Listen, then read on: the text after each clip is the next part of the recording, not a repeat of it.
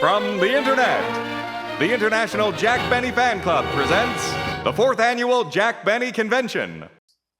Well, folks, we are now in for a very, very wonderful treat. We have with us today an author and a historian who's decided to give us a little bit of a glimpse into the production of Jack's first film, Hollywood Revue of 1929. Ladies and gentlemen, I want you to please give a warm welcome to Lara Gabrielle. Hi, I'm so happy to be here. I have a recorded presentation, so so I guess we'll launch right into it. But just to give people a little idea of who I am, I guess I talk a little bit about it at the beginning of the presentation. But I wrote a book called Captain of Her Soul: The Life of Marion Davies, and so I did a lot of research on Hollywood Revue of 1929, and so that's what we're going to talk about today. Wonderful. And let's not waste any time. Paul, get us into this wonderful presentation. Hello, everyone. My name is Lara Gabrielle. I am a big Jack fan, and I'm also the author of a book called Captain of Her Soul: The Life of Marion Davies, a biography of Marion Davies that came out from University of California Press a little over a year ago now. And I'm really excited to be presenting here at this convention. Last year, I was just an attendee, and I just had a wonderful time. So thank you for putting this on every year, and thank you for having me. This was really, really a pleasure. So today, I would like to talk about the movie that Marion and Jack made together, which is Hollywood Revue of 1929, Jack's first movie, and Marion's first talkie, actually. So it's a fascinating movie. I had access to a lot of research on this movie for my book on Marion. So I've utilized a lot of that in this presentation, and it's really pretty. It's a pretty dazzling production. Hordes of MGM stars right at the beginning of the sound era. When sound became industry standard in 1929, and there is a lot to talk about with this movie. So let me just share my screen so we can get started here. Share. There we go. So what I'm going to focus on today is, because there's not a lot of time and there's just a lot to say, I'm just going to focus on some of the most significant aspects of this movie and some of the interesting things that I've uncovered in my research, my access to the archives and newspapers of the time, and the production and scene reports that I have mostly from Marion's number. Those are the ones that I mostly have, but I have a couple of others, and I found some interesting things relating to Jack and relating to the movie in general. So let's just get started. We'll just jump right in. A little bit of context. This is the dawn of sound. And in 1927, this movie called The Jazz Singer came out with Al Jolson, that completely turned the industry on its head and made a lot of people very scared. So by 1929, sound had become industry standard, but there were a lot of worries. The cost, vocal abnormalities, people were worried about their voices. Theaters across the country were worried about having to renovate. But right at the beginning, there were musicals. The Jazz Singer was a musical. And these are the first words spoken on screen. Wait a minute, you ain't heard nothing yet, which is pretty prophetic. I think that's just remarkable. But those weren't actually the first words that were on screen. The first words on screen were sung. So musicals were there right from the very beginning. As we mentioned, by 1929, sound was industry standard. And in Hollywood Revue of 1929, MGM stars got the opportunity to sort of make that leap from silence to talkies, and have the opportunity to show their stuff and get used to this new medium, get their feet wet a little bit. It was slated to be a big success. Nearly every MGM star appears in Hollywood Revue, except for Greta Garbo. Greta Garbo had a clause in her contract that said that she could only appear opposite a leading man, and so she didn't appear in this. But just about everybody else was there. And one great thing about the internet age is that we can now see this, right, on various platforms, on YouTube and on various other places. But next year, this is just a little bit of a side note. Next year, the movie is coming into public domain. So January 1st, 2025, Hollywood Revue will be public domain. So hopefully that will mean that we'll be able to see it more. It'll screen in theaters more and that kind of thing. This is the guy responsible for bringing us much of Hollywood Revue. Arthur Freed is his name. He was a really interesting guy with a fascinating life. He started out as a plugger for a Chicago music company. He ended up touring the vaudeville circuit as a singer and writer of musical material. And he first collaborated with this guy named Nacio Herb Brown in 1921. And then they worked together. They wrote a couple of songs together. And then he toured on his own on the nightclub circuit. And when he joined MGM as a lyricist, by chance, Nacio Herb Brown was there too. And they were assigned to work together. And they created some of the greatest songs in the American Songbook. You Were Meant for Me, Singing in the Rain, which we'll talk about in a second. And just, they ended up being one of the great songwriting teams of the movies and of the 1920s and 30s. In 1939, he got a new career as a producer. He produced The Wizard of Oz, and he ended up founding what we now call the Freed Unit at MGM, where they made all these wonderful musicals. Meet Me in St. Louis and all of those came out of the Freed Unit. So here's You Were Meant for Me, right, which was written by Nacio Herb Brown and Arthur Freed, sung in Broadway Melody, also sung in Hollywood Revue, actually. I don't know why that's backwards, but it says The Wedding of the Painted Doll, which if you are familiar with Singing in the Rain, that's the big flapper number in the middle as they're transitioning to sound.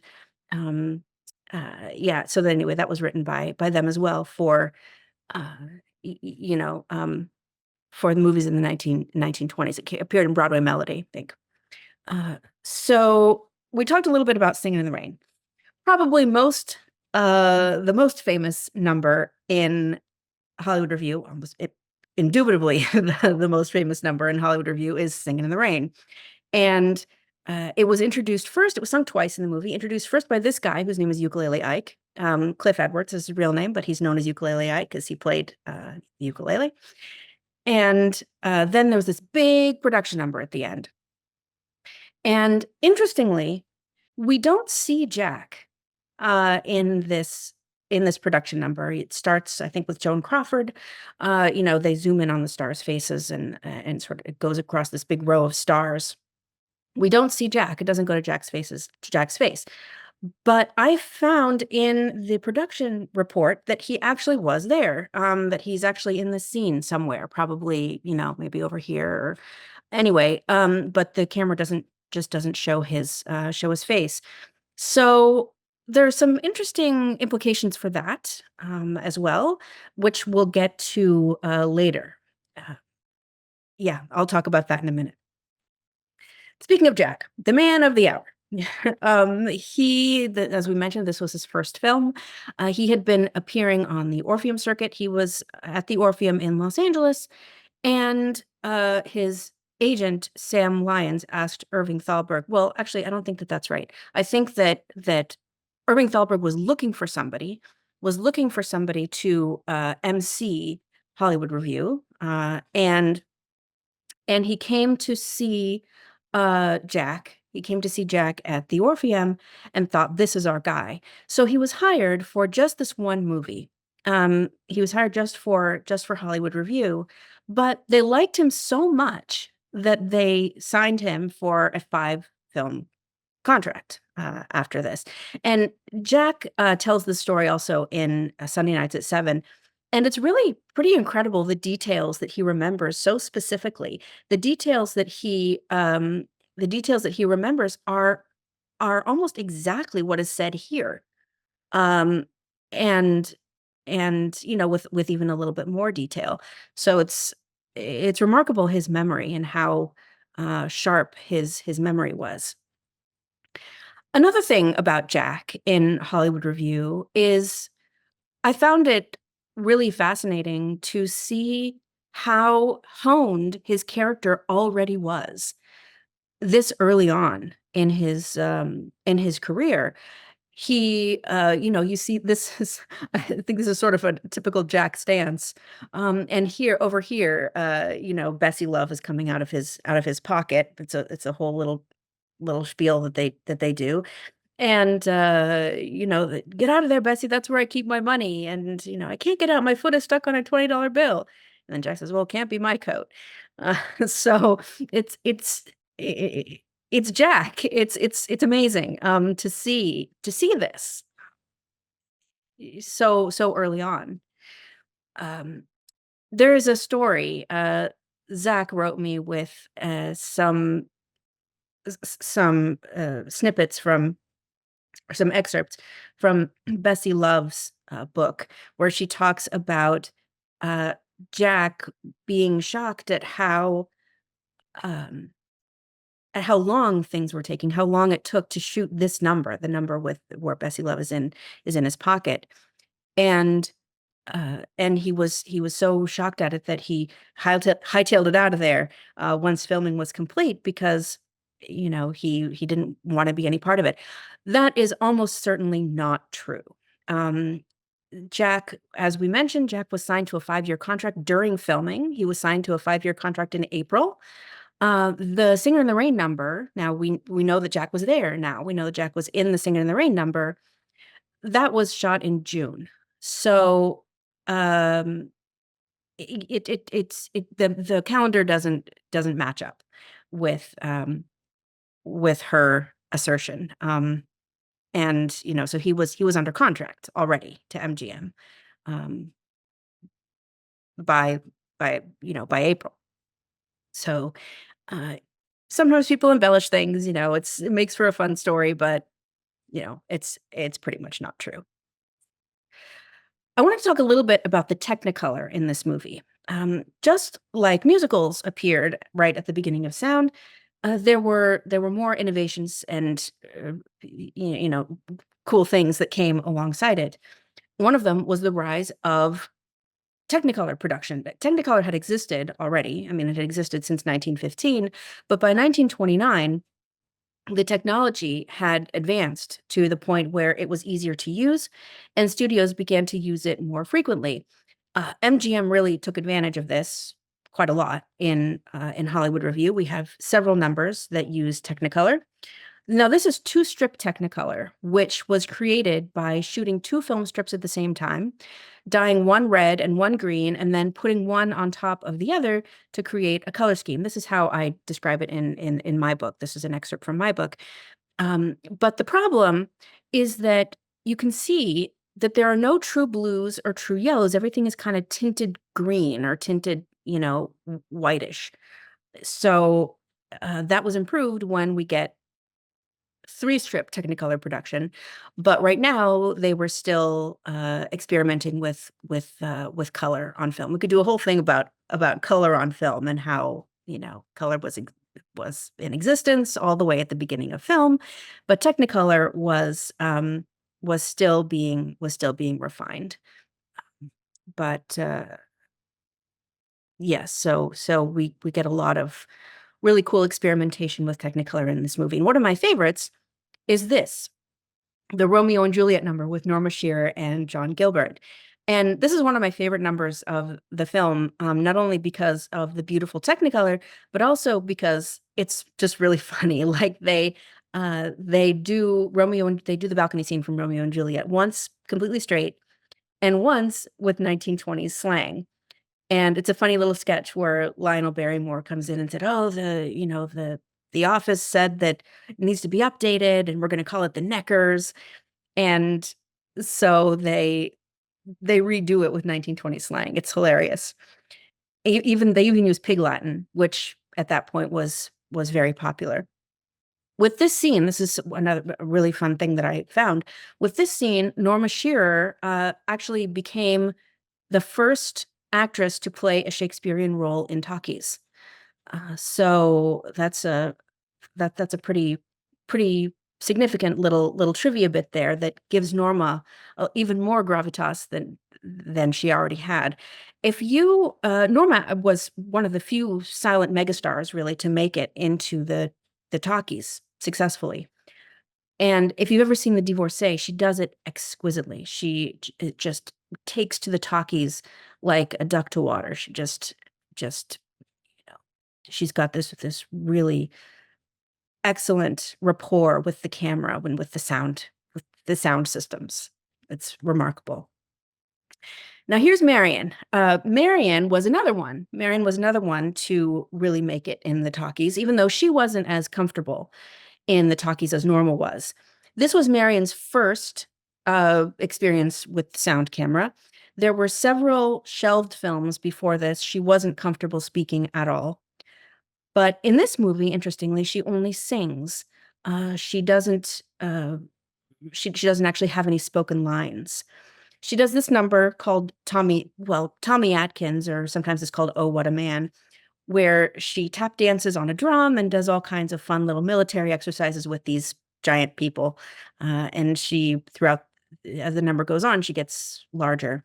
But you can really see Marion's skill as a dancer. She had started out that way on the Broadway stage in Ziegfeld and Dillingham shows, and doing these sort of review numbers. So this was very comfortable for her. She was confident doing this kind of thing. This is the production report from this scene. You can see, let me see, what does it say? It started late. It started at 6. There it is, called at 6 p.m. The most of the movie was shot in the evening, which probably had a couple of different there were probably a couple of different reasons for that. The first one, probably most important one, was that stars were making movies during the day. So if they were going to have, 30 stars on set, they would need to start late so that it didn't conflict with, the other things that they were doing. The other thing that I think is really interesting to note about the evening hours is it shows how hard these stars worked. If they started at 6, they often didn't end till 6 in the morning. So, of course, there would be people who were dismissed and people who, were called back and things like that. But filming would go on for 12 hours. And if you think about these stars who are making movies during the day as well, and then making these evening movies, it's incredible to think about. It's incredible to think that the dedication that these people had to their craft, and they did. They worked extremely hard. So I think that this is a real testament to that. I have other production reports where the call time was 6:30, and we see the end time. The end time, 6:45 a.m. So, these stars were really the real deal here. Yeah. So let me talk a little bit about the premiere, because the premiere had some interesting aspects to it as well. This is a photo of the premiere at Grauman's Chinese Theater, June 1929.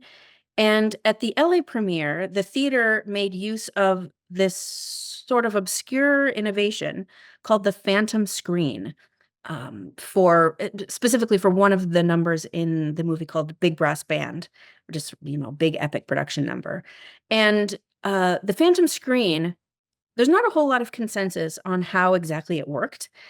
It was only used in a very small handful of movies, Hollywood Revue included. There was another one called The Trail of 98 that used it. But it had to do with a variable focal lens when projecting the movie, or maybe moving the screen back and forth on rollers. We know actually that in some theaters the rollers were used. So whether it was a combination of the rollers and the variable focal lens or just the rollers in some theaters, it's a little bit unclear. It didn't last for very long. It was an early primitive form of widescreen technology that didn't involve shooting of multiple reels, so it was ultimately a time and cost saver. It was improved upon by this process called the magnoscope, and then, of course, later cinemascope and cinerama technologies. One report that I found kind of interesting said that it was discontinued because the workers in charge of rolling the screen back and forth protested because they weren't being paid fairly for that. So that could very well have been a factor in the short life of the phantom screen.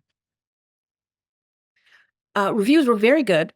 This one is from the New York Times, brimming over with good fun and catchy music, Metro-Goldwyn-Mayer's ambitious audible picture, The Hollywood Revue, which was launched last night with the usual blaze of lights at the Astor Theater. This is from the New York premiere, right? Won frequent outbursts or genuine applause. So it was really very, very well received by the public and by critics as well. In fact, it was nominated for Best Picture at the Second Academy Awards in 1930. It lost to Broadway Melody, another musical from MGM. Now, one thing that I want to say about the Oscars in these early days, I looked for news items about Hollywood Revue being nominated for an Oscar. There are none. Because there was no precedent. There's no precedent to the prestige of the Academy Awards. There had only been 2 at this point. The significance of it was that you got accolades from your peers. There wasn't that distinguished honor of having won an Oscar or having been nominated for an Oscar that we have now. The winners were announced in the press, but even then it was just in a brief paragraph deep into the paper. So that's a little diversion, talking about the Oscars in these first, second, third years. So how has Hollywood Revue of 1929 survived in our culture? Obviously, everybody sings Singin' in the Rain now, and we have this big MGM musical blockbuster, Singin' in the Rain, straight out of the Freed unit. Arthur Freed, who was at this point a producer, looked back at his own career and his own success here in Singin' in the Rain.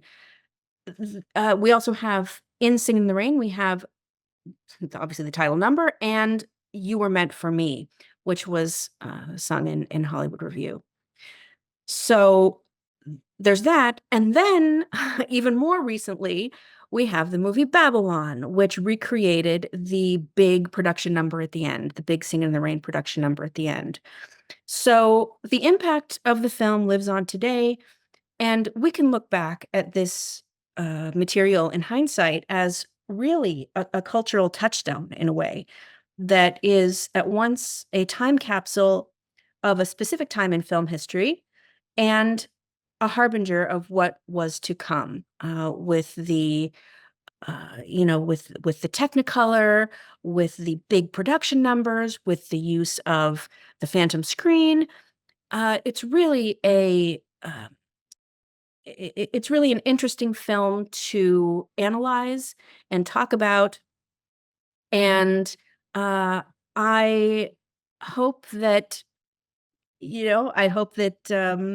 you can see it. Hopefully, when it becomes public domain, it will be easier to see on the big screen. But for now, it is available on YouTube. And it's also available on OK.ru. I don't know how many people are familiar with that website, but it's also available there. So again, thank you very much for having me and for allowing me to talk about this great movie. That was awesome. I was geeking out the whole time. Oh, good. So I want to start off, and everybody, like I said in Zoom, if you've got questions for Lara, please put them in the chat or in the Q&A function, and we'll get to them. But I have to start with the Bessie Love story, because Yeah. that was the first piece of research I did for my own book writing venture, was trying to find the source of that anecdote, which ended up being the memoir. And Kathy Fuller Seeley, who's a frequent contributor here, did tell me early on, like, it reeks of a Hollywood myth. And what I like about hearing your confirmation about it is that, like, it definitely, I like the breakdown of the mythology of just like, no, this is really just an anecdote. It teaches us about how Hollywood stars were kind of embellishing their stories, but there's always that, like, interesting part of, like, I always feel like there's a small kernel of truth in the fact that he probably was baffled by black velvet technology, but it's the way she describes it. It's almost as if there was an occupation of her mind. But knowing that there's production reports out there are clarifying it also seems to resolve something that I was always wondering, which is he in the wide shots of the Singing in the Rain? Because you can't really tell with the current version that exists. It's like very, very, very grainy. I have a question though to start this off on your own venture. Sure. When you were looking into Marion Davies' life and thus coming across this film, what was your first reaction to seeing this film? Well, I had known, I had been familiar with the early days of sound Mhm. pretty well. So I knew that that in the early days of sound they were playing around with how to um, how to get this technology off the ground, what's the best way to present it to the public. And I knew that musicals were there from the beginning. So, Mhm. um, I was also familiar with vaudeville. So, and it really is. It's like a vaudeville showcase. Mhm. There are lots of musical numbers that are interspersed with little bits of comedy and sketches and things. And so when I first saw it, I thought this is like an extended vaudeville show. Mhm. Uh, and and so the combination of that with where filmmaking was in 1929, I found very interesting. Mhm. Um, Yeah, it's very like, I actually remember two people that I had on my podcast in its earliest years. Prior to that, I heard them talk about Hollywood Revue of 1929, and they're not like obsessed with these older figures in the same way that we are. And hearing them talk about it, their context was that they were talking about all the Best Picture nominees that they ever could, and this was one of them. And this was the one where they had the hardest time sitting down with it, because it is exactly as you describe. It's a vaudeville show. It's a genuine review. But I think that it's strange, because, like, if I'm like objectively looking this as a film critic, I'm giving this like 3 stars max. If I am going in as a fan, it's 5 stars, because this is the best record possible of these performers at a certain period in their lives. And with vaudevillians in particular, that becomes more of a rare commodity you than you would want. It's no different than seeing the Coconuts from 1929 and seeing the Marx Brothers as close as they would ever be to what they were on Broadway, within the auspices of Inside the Camera. right. Yeah, go ahead. Yes. I was going to say, I think the best way to look at this movie is as a snapshot, as I was saying during the presentation. It's a snapshot of a certain point in time, and it's a great way to see what you might learn in like a film history class or something like that. The early Technicolor, the way that they used the sound equipment, the stars who were just getting into sound and their experimentation with this new medium. It's a great way to see what people were going through, or what the industry was going through in 1929. Yeah, and I actually I know we're a Jack centric show, but I do want to actually ask about Marion's time within this. Sure. I think by now everybody understands that Marion Davies, when you hear that name, another film comes to mind. And as we were talking about in the green room, the more you peel back Marion, the more you realize there is so much more to her. And when I started reading your book not too long after I found out you were going to be on the show, and I like that you give her a humanity that she never got in the chaos. I'm a huge Citizen Kane and Orson Welles fan, but that it diminishes the value that Marion had as a performer, as a comedian, nonetheless. I guess my curiosity stems from, you said that she wasn't very much, she didn't adapt well to talkies as other people did. Can you expand upon that a little bit, and how, like, and in a general way also kind of talk about how some actors didn't make that transfer? Yeah, well, Marion was never comfortable with the sound camera. I wouldn't say that she didn't adapt well, because she actually adapted extremely well to the sound era, but she was never comfortable. And the reason for that is because Marion had a lifelong stutter, and it affected her. It affected everything she did. I mean, it was moderately severe, and she thought that the sound camera would ruin her, and she went through a period of deep depression where she just thought that her career was over. But she did it. She did it. She made that leap. You know, she had this contract that she had to abide by, and so she, after several, as I mentioned, several shelved films where she just wasn't ready and wasn't ready and wasn't ready, she finally made that leap in Hollywood Revue, where she could sing. And as some people may know, for people who stutter, singing is a way to achieve fluency. So that was comfortable for her, more comfortable than it would have been if she had to speak lines. So it's a pretty fascinating time in Marion's career. She made the leap with this movie. Then the second movie she did was called Marianne, and she did an accent, which is another way to achieve fluency. And then she was finally ready to actually speak lines.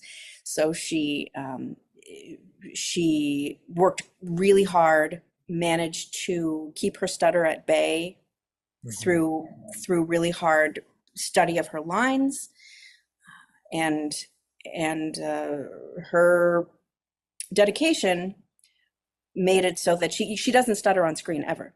You can watch her sound films, and so she went through this. Clara Bow had a similar problem, and the Talmadge sisters just decided to throw it all to the wind and just retire. They thought about it. They thought about going into sound, but they're like, yeah, no. They had invested wisely, and so they made that decision. And some people did. And then poor Carl Dane, who was also in Hollywood Revue of 1929, couldn't make the transition because he had a thick Danish accent, and he ended up tragically, committing suicide. Yeah. Yeah. And there's also the great myth that Leonard Maltin once declared we must kill, which is John Gilbert's quote unquote squeaky voice, which I remember the first time I saw Hollywood Revue, I'm like, have I just been lied to by every book I ever read in the library at school? Because he's got a lovely tenor. Lovely tenor voice. And then you can also see it in Queen Christina. I mean, he made talkies. Like, this is not a difficult myth to disprove, people. I mean, just watch a John Gilbert movie. Yeah, I the more I've been digging into it, the more I come to the conclusion that this was MGM getting back at him for the contract he kind of forced them into, because Gilbert had a very high demand and therefore requested all the perks you could want, and all the dominoes fall with the coming of sound, because at last MGM has an excuse to kind of quote unquote put him in his place. And then there's also the rumor that his daughter repeats. His daughter wrote this in her own biography of John Gilbert, Dark Star, where he was going to be married to Greta Garbo. Greta Garbo didn't show up. This is at Marion Davies' house, by the way.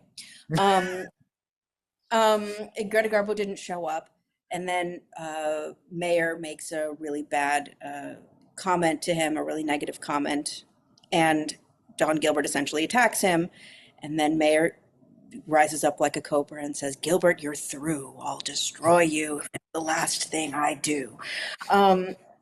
Anyway, shortly thereafter, Gilbert's career was over. But you know, the truth of that, nobody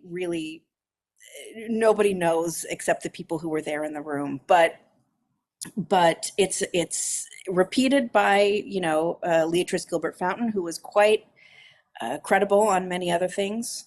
So yeah, I think something that might have like led to a potential contribution to that myth is something that Laura Leibowitz and I talked about on and off mic, is how the sound projection or the sound technology at that time, whether it be disc or eventually on film, not every theater was up to snuff on how to properly do it, and so therefore things on a technical scale did fault and break down in those early years. They weren't like it wasn't immune to that situation.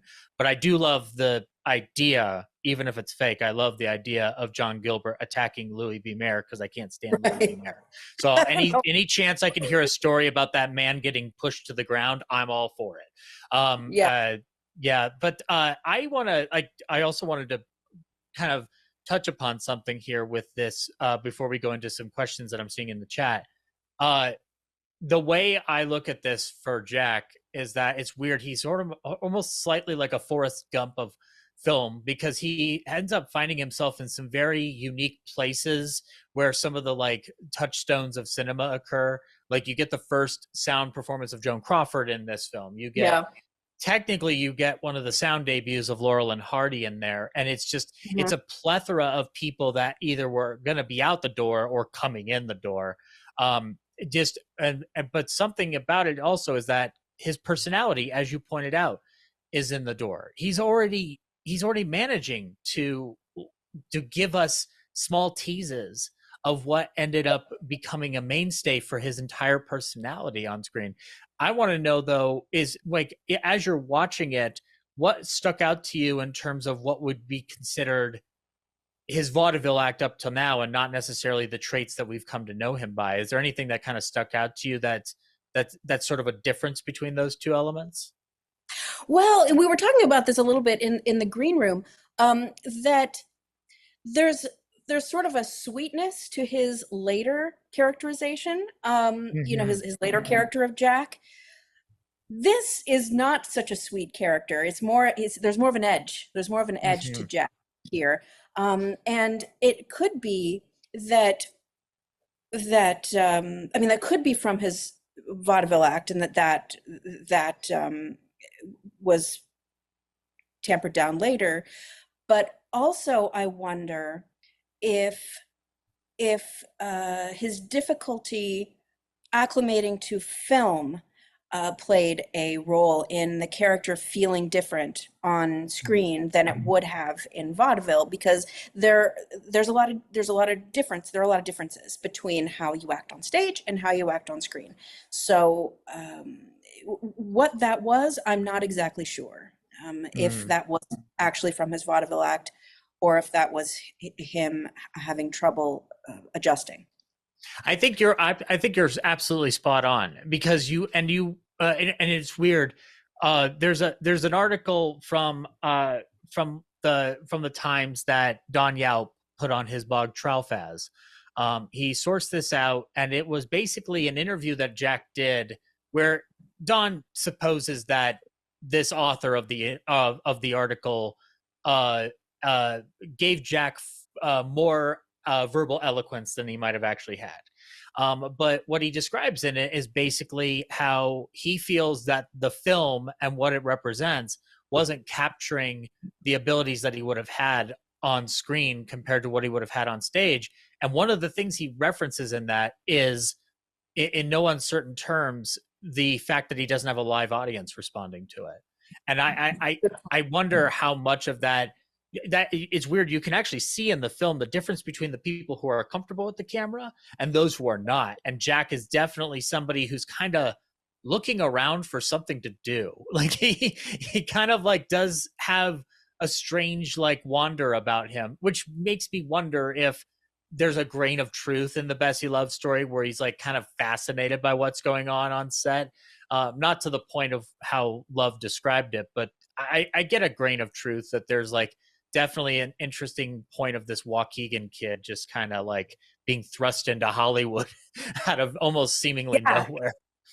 Yeah, and that's an interesting point that you bring up about the audience and him looking around for the audience, because Jack's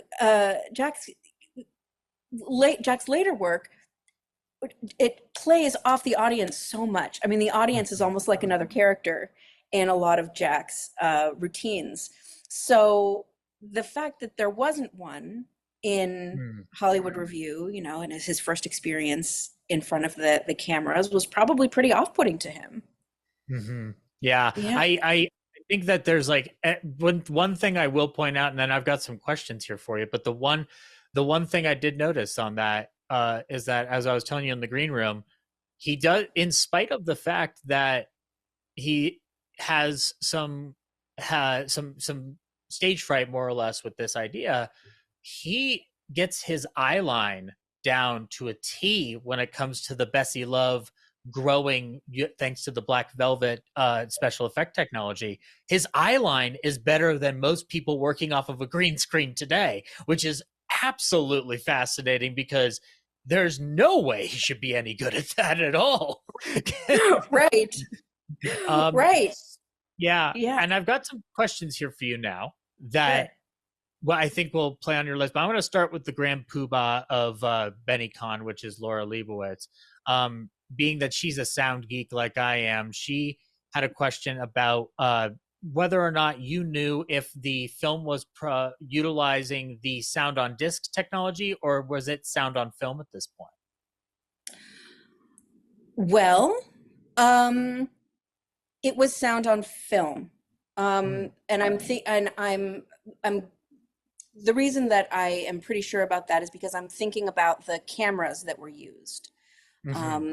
And the cameras that were used for sound film in these early days synchronized the there was like a little box underneath the camera that registered the sound on the film. So yes, it was sound on film. Yeah, I got that feeling as well. Like rewatching the film last night, the thing I know about the disc program versus the film one was that the disc one required them to have a bunch of cameras set up at once, right? And therefore being able to cut into coverage based off of one take being filmed simultaneously, and that's how they were able to match it up to the one disc performance. But this film has way too much camera movement going on to even remotely capture that. Like it's staggering how much movement there is in this film considering it's stage bound. Yeah, and that sound on film technology was brought about with the Jazz Singer. I mean, that was the camera technology that was innovated. Yeah. And then Laura has another question about, and I'm very fascinated by this because this was something I hadn't gotten to yet in my research, this phantom screen technology. She says, can you speak more about the technology of the phantom screen and that experience for the audience versus what audiences were getting from prior attempts? She references Abel Gance in The End of Napoleon as an example. Yeah. So what people had gotten before the phantom screen technology was several different shots that were then kind of fused together, for the audience on the screen.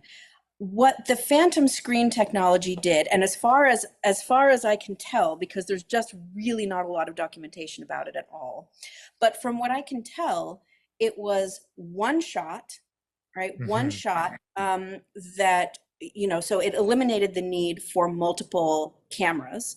It was one shot that was then filtered through a special lens and or having a screen on rollers, right, that would roll back and forth. So it was a way to eliminate the cost and effort of shooting multiple uh, films that they could project through the lens at the same time.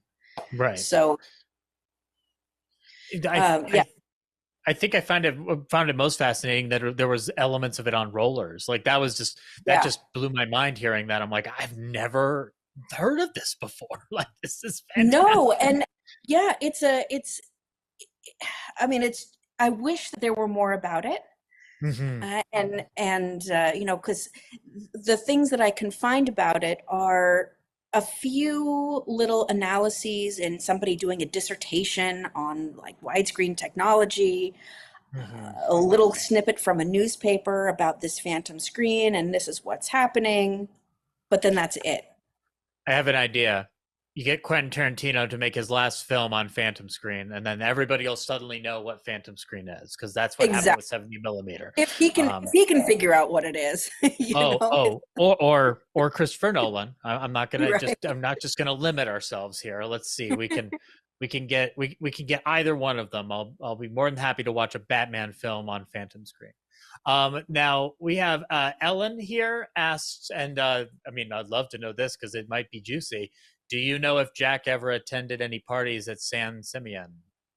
Not at well, maybe, although I don't have him on any guest list at San Simeon, but I do have him at a party in LA where Marion put together a fundraiser for what she called the War Work Committee. She had a children's clinic that she donated to the California State Guard at the beginning of World War II. And she had a fundraiser to raise money for the operation of this clinic by the California State Guard. And she had tons of celebrities there, and Jack and Mary were there at this party. And it was a really cool situation. The Andrews sisters donated their music for the effort. And it's, you know, it was a great party, and Jack and Mary were there sitting at Marion's table. Wow, fantastic! Wow, God, yeah. So it's not the only. That's not the only 6 degrees of connection Jack has to William Randolph Hearst.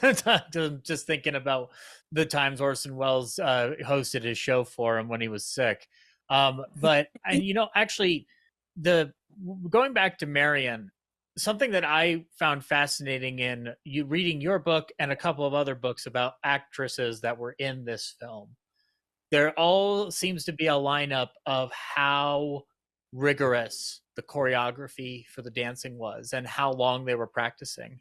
Like it sounded like everybody was put through a boot camp on this film. What did you learn about Marion's prep for this film?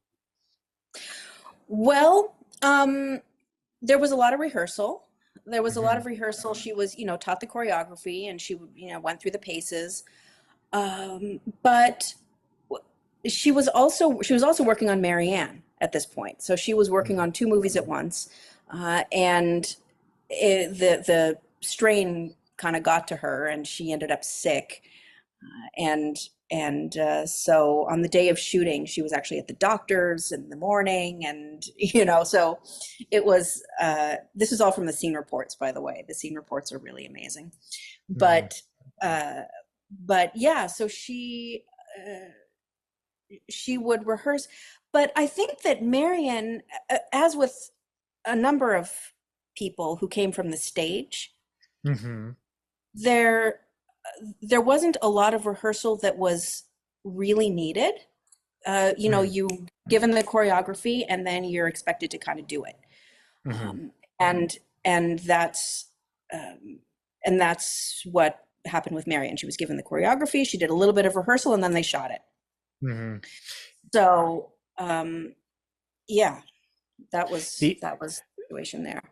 Yeah, if anything, as you're pointing out, yeah, the people who would have had the most like intense experience would have been those who were not used to stage performance. And sounds like Marion was much more able to, you know, carry herself without any like huge huge issue in terms of like getting something done, and the fact that she's one of many stars who are actually simultaneously filming a lot of their other bigger debut films alongside of this. This is essentially like a big 2-hour MGM advertisement. And Yes. Harry Rapp, the man who produced it, was kind of given. I've come to think of it as like the most thankless task in the world, which is how do I sell my studio with this new technology? And he manages to pull something off that's quite incredible with the film. This is a film that is not. It's not the pinnacle of cinema, but it is such a valuable record that you get a lot of fascinating details about vaudeville and stage work at this time that you're not going to get in another film alongside of it. You were talking about the Technicolor aspect of it.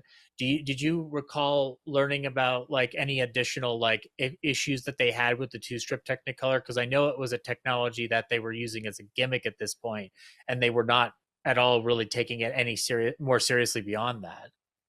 Yeah, they were experimenting with it for sure. There were several movies in 1929 that made use of it. It was a novelty, and people thought it was really cool. Now, aside from the issues with getting the correct color on screen, I don't think that there were any real issues other than probably the cost. It was not a cheap production to implement. It was much cheaper at this point in 1929 than it was earlier, but it was still not something that the studios felt that they could afford to do for every movie. Yeah, and I actually, you're speaking about the cost. Here's a question that I never believed this, but it does sound right given the actual turnaround. This film was edited virtually within 9 days. Yes, it was a very quick turnaround. Yeah, I understand how you can do it. It's not that complicated, but I hear that, and I hear sleepless nights and copious amounts of coffee. That's what I hear out of that statement. Yeah, which tracks with the rest of how this movie was produced, right? At night, when everybody was working on other movies during the day, it was a marathon. It was a marathon of a production. Did you and I've got one more question here from Sarah Curry. She has a question here. She says, I've always been interested in the life and career of the director of Hollywood Revue, Charles Reisner. He was a prize fighter and a vaudevillian, started on camera as an actor in Chaplin films. I believe he directed Jack 2 more times in Chasing Rainbows and It's in the Air. Does Lara have any stories about him? I don't really. I don't, unfortunately. I wish I did. But if you, I'm trying to think, if you were interested, I could probably direct you to some places. I don't know if you're familiar with, actually Annette mentioned this service earlier, Lantern, the Media History Digital Library. That would probably yield a lot of material on him, if you're interested in his life. I certainly would be, because Chasing Rainbows it's funny because actually Jack had 2 films that had Technicolor sequences in them, and one of them was Chasing Rainbows, but that sequence unfortunately no longer exists. But Reisner also ended up doing the quote unquote last Marx Brothers movie, The Big Store.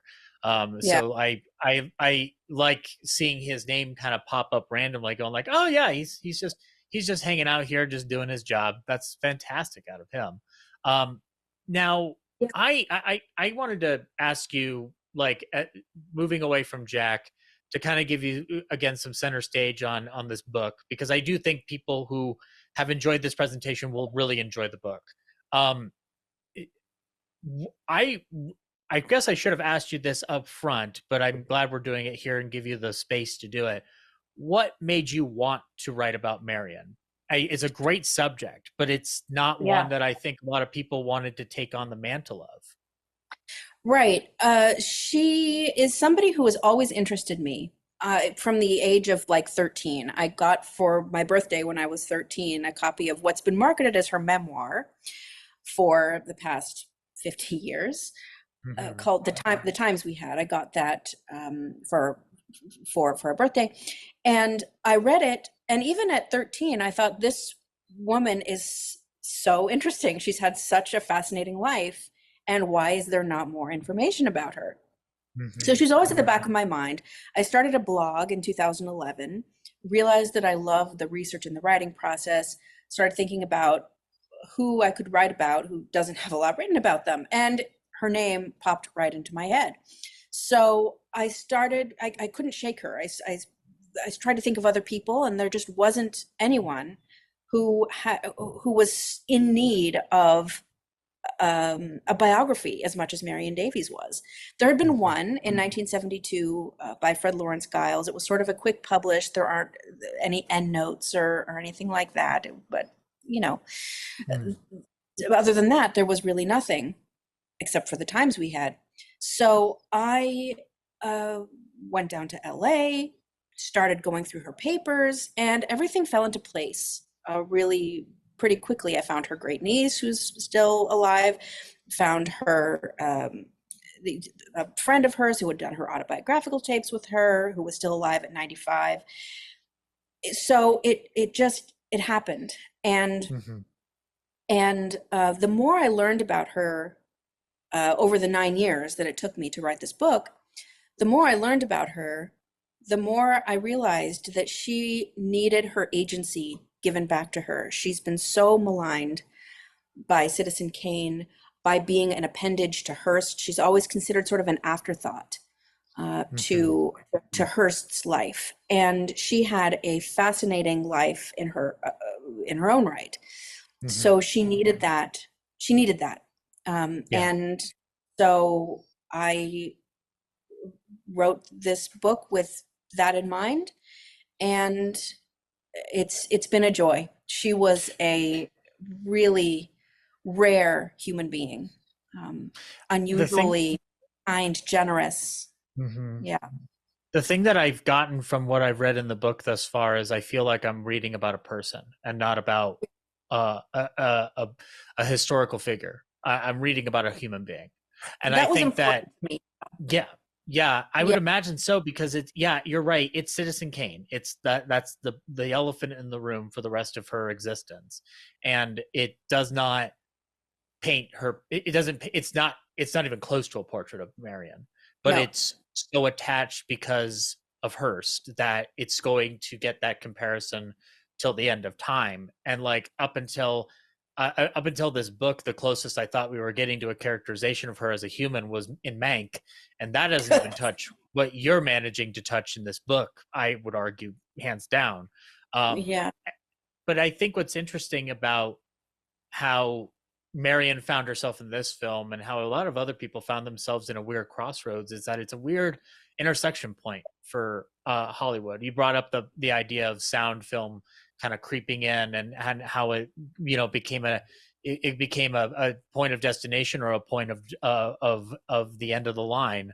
And I find it interesting that Marion did manage to pull off a lot more than what Jack did at MGM comparatively, because Jack does get hired for that contract, but the one thing that I always take away is that MGM never knew what to do with him, because within 2 years he's gone right off to Earl Carroll's Vanities. And so I liked hearing a little bit more about what he was doing at this point, and how he would have been fitting into this process. And as we kind of talked about, he's figuring out where he belongs. And clearly, as great as Irving Thalberg is as a creative producer, I don't know if you agree with this. Maybe it's different full viewpoints on this, but is it possible that Jack Benny is the one egregious mistake Irving Thalberg ever made in his career, because he never gave him anything to do? Right. Yeah, I mean that's really interesting. I mean, but that's a recurring theme with MGM. I mean, they would get these people, and then they wouldn't know what to do with them. Deanna Durbin, right? Ended up at Universal. They didn't know what to do with her. Judy Garland, they didn't know what to do with her for years, until The Wizard of Oz came along. And, you know, so this, I think that Irving Thalberg was not quite as infallible as people, you know, as people think he was, you know. I love you hear about the legends of this sickly boy from Universal goes over to MGM, and then all of a sudden, like all the great classics come through. Yeah, Yes. the Wonderkin. Yeah, Yeah. It's he's a human being like anybody else, but we got to appreciate him for one thing. He did make sure that Jack got onto 2 movies, said to heck with this, I'm going to Earl Carroll, which then leads him to the radio. So Yeah. well, Laura, thank you so much. Remind people again, Laura Leibowitz has put the link to your book here in the chat, but remind people of the title of the book and where people can find it. Yes, my book is Captain of Her Soul, The Life of Marion Davies. You can get it wherever you get your books, Amazon, anywhere. I usually tell people to support your local bookstore, go and request it there because they need your support. But any place you choose to get it, it's there. And thank you. Thanks for having me. Wonderful.